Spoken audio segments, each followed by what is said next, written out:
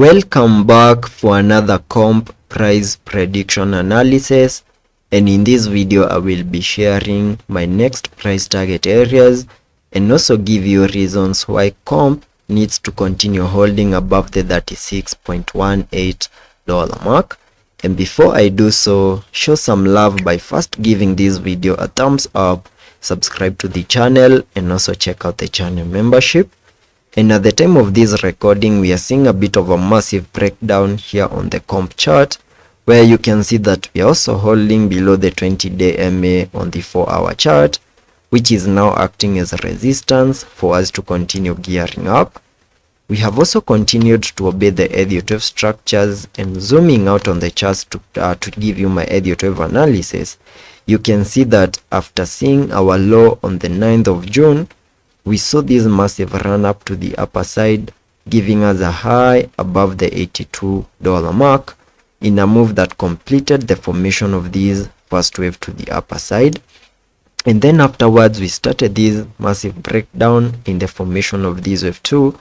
in a move that has now managed to get into the minimum retracement areas highlighted on the chart using this yellow target area, which is an area that I came up with by connecting the Fibonacci's from the low of the first wave to the high of that wave 1, giving me a minimum retracement area for the second wave between the Fib level 0.5 and the Fib level 0.78, and that is between the $53.5 mark and the $36.26 mark, which is an area that we have now fully maximized. And since there are chances that maybe today we might see a breakout out of this target area to the lower side, then the next target area that we need to keep our eyes on here on the Fibonacci's is the Fib level 0.88,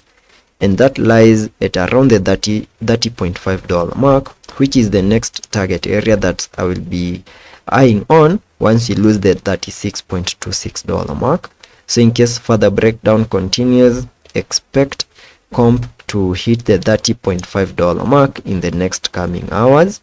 But in case we continue holding within, that is above the $36.26 mark,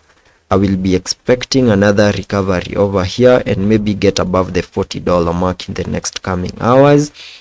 and maybe see a break above the $45 mark in case we have that strong buying momentum in the market. That is the alternative scenario that you also need to have in mind. And remember that on the worst case scenario, once we lose the $30.5 mark, which is the Fib level 0.88, that will be suggesting a more bearish scenario where we can see a reset of the low that we made at around the $23.35 mark. That is the worst case scenario that we can have in mind in case we see that massive sell-off here on the charts. So that is what I'm keeping my eyes on, and those are my breakdown target areas. On the indicators, you can see that on the RSI we are trading at around the 20 mark, suggesting that we have managed to get into the oversold region. On the MACD, we have been able to print a bearish cross, still suggesting lower prices. So let's be patient and see how that plays out, and I will be keeping you up to date.